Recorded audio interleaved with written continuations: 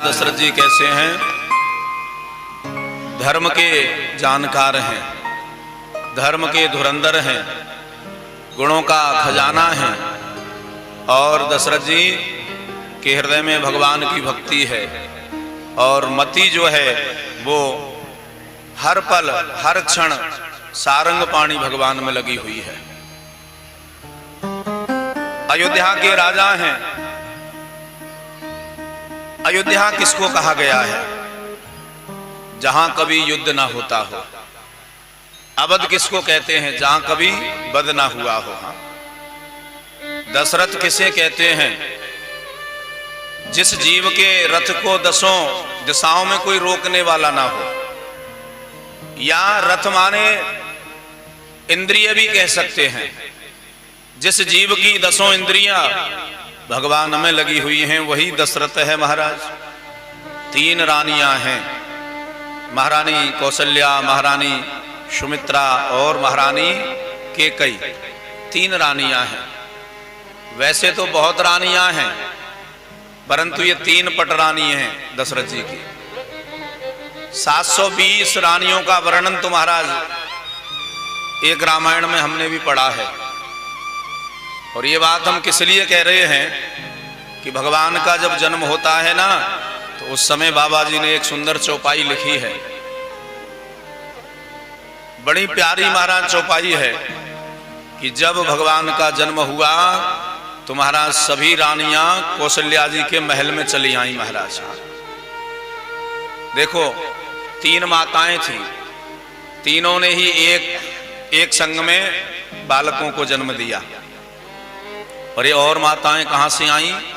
तो 720 रानियां थी और ये 3 पटरानियां हैं महाराज। ये राजमाताएं हैं और आज सुंदर पवित्र आचरण करने वाली हैं, भगवान की भक्ति करती हैं, पति के अनुसार आचरण करती हैं। महाराज दशरथ जी के घर में कोई भी संतान नहीं है। एक बार की बात मानस में वर्णन की गई है। एक बार भूपत मन माही, भय गिलानी मोरे सुत नाही। एक बार महाराज दशरथ जी के मन में पीड़ा हुई कि मेरे घर में पुत्र नहीं है, अयोध्या का राज सिंहासन खाली रह जाएगा, मेरे जाते ही सूर्यवंश समाप्त हो जाएगा, मेरी गद्दी को उत्तराधिकारी क्या प्राप्त नहीं होगा। ग्लानि हो गई। कब हुई? बोले एक बार। आप विचार करें, जिस वस्तु का हमारे घर में अभाव होता है ना उसकी स्मृति हमें रोज आएगी महाराज। हाँ, यदि हमारे पास में गाड़ी नहीं है, जब जब गाड़ी का प्रसंग आएगा तो गाड़ी की याद आएगी कि नहीं आएगी? बोलो। और यहां मानसकार लिख रहे हैं कि एक बार भूपत मन माही, भैया गिलानि मोरे सुत नाही। क्या एक ही बार महाराज दशरथ को ये याद आया कि मेरे घर में पुत्र नहीं है? बोले हाँ, क्योंकि दशरथ जी अपनी प्रजा को पुत्रों के समान प्रेम करते हैं। श्री रामचरितमानस में एक बार शब्द आ जाए और श्रीमद् भागवत जी में एकदा शब्द आ जाए तो समझ लो कुछ ना कुछ महाराज रहस्य छुपा हुआ है। एक बार भूपत मन माही, भैया गिलानि मोरे सुत नाही। क्या एक बार ये घटना घटी? बोले हाँ। एक बार से क्या इशारा किया है मानसकार ने? देखो, एक बार दरबार लगा हुआ था दशरथ जी का और वशिष्ठ भगवान की जो पत्नी मां अरुंधति है ना, वो अपने बालक को गोद में लेकर के दरबार में बैठी हुई थी। और दरबार में बैठी हुई थी तो वो बालक रोने लगा। बार बार चुप करा रही हैं परंतु वो बालक चुप नहीं होता, वो रोता चला जा रहा है। महारानी कौशल्या उठी सिंहासन से और उठ करके गुरु माता के गोद से उस बालक को लिया और महल में लेकर के चली गई। माँ लाओ इस बालक को मुझे दे दो, मैं चुप कराती हूं। अब ये तो महाराज महल में ले गई, और जब महल में ले गई तो महाराज दशरथ जी ने वशिष्ठ जी को पूछा, गुरुदेव ये बालक आज इतना क्यों रो रहा है? बार बार चुप करा रहे हैं परंतु ये चुप नहीं हो रहा है। अन्यथा विचार करें, जिस जीव का गुरु वशिष्ठ जैसा महात्मा हो उसके यहाँ कोई कमी रह सकती है क्या?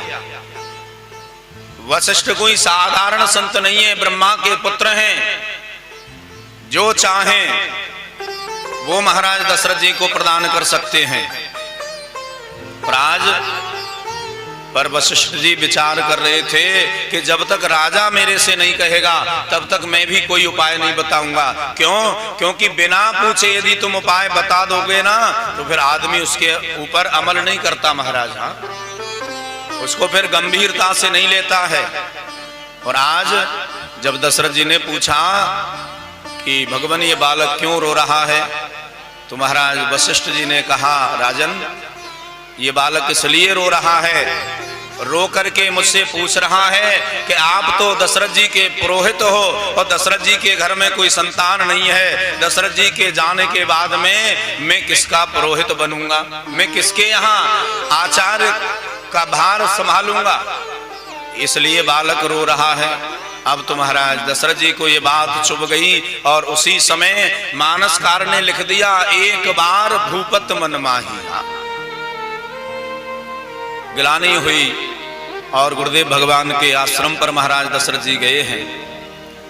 जाकर के चरणों में प्रणाम किया है, अपना दुख प्रजा का सुख कह सुनाया है। गुरुदेव क्या ये अयोध्या की राजगद्दी बिना उत्तराधिकारी के रह जाएगी? क्या अयोध्या की गद्दी को कोई उत्तराधिकारी प्राप्त नहीं होगा? क्या मेरा वंश मेरे जाते ही डूब जाएगा, अस्त हो जाएगा? तो गुरुदेव भगवान प्रसन्न हो गए, राजन आप चिंता ना करो, धैर्य धारण करो, तुम्हारे घर में एक नहीं दो नहीं चार पुत्रों का जन्म होगा, परंतु आपको यज्ञ करना पड़ेगा। बोले महाराज मैंने कब मना किया है, आप यज्ञ कराइए। सुंदर तैयारियां होने लगी और गुरुदेव भगवान वशिष्ठ ने श्रृंगी महर्षि को बुलाया। महाराज श्रृंगी आए, यज्ञ प्रारंभ हो गया है। ये श्रृंगी कौन है? ये दशरथ जी के दामाद लगते हैं। बोलो राधे राधे। दशरथ जी की एक पुत्री थी, नाम था शांता। उसे रोमपाद नाम के राजा गोद ले गए थे, उनके यहाँ कोई संतान नहीं थी। रोमपाद नाम के राजा के राज्य में अकाल पड़ा और महात्माओं ने कहा कि यदि ऋषि श्रृंगी तुम्हारे राज्य में आ जाएं तो जरूर बरसात होगी। और महर्षि श्रृंगी को बुलाया गया और जैसे ही श्रृंगी आए तो तुरंत महाराज बरसात होने लगी। और प्रसन्न होकर के रोमपाद ने शांता का विवाह श्रृंगी के साथ में कर दिया।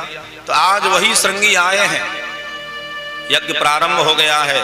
और यज्ञ में दशरथ जी नहीं बैठे, ध्यान देना, यज्ञ में महाराज स्वयं वशिष्ठ भगवान आहुति दे रहे हैं कि श्रृंगी ऋषि वशिष्ठ बुलावा, श्रृंगी ऋषि वशिष्ठ बुलावा, श्रृंगी ऋषि वशिष्ठ बुलावा, श्रृंगी ऋषि वशिष्ठ बुलावा, पुत्र काम शुभ यज्ञ करावा, पुत्र काम शुभ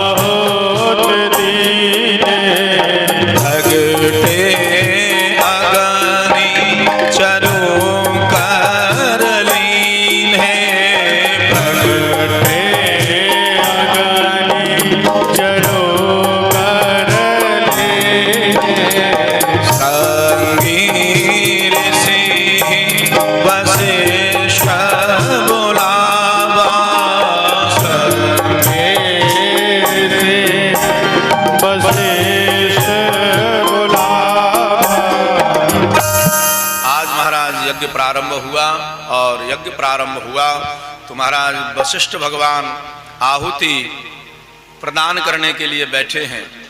भक्ति भाव से आहुति भगवान वशिष्ठ जी महाराज प्रदान कर रहे हैं।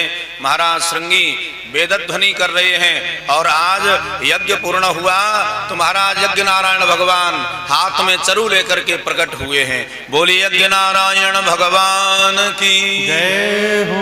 यज्ञ नारायण ने वो प्रसाद वशिष्ठ को दिया है, और वशिष्ठ मुनि ने वही प्रसाद महाराज दशरथ जी को दिया है।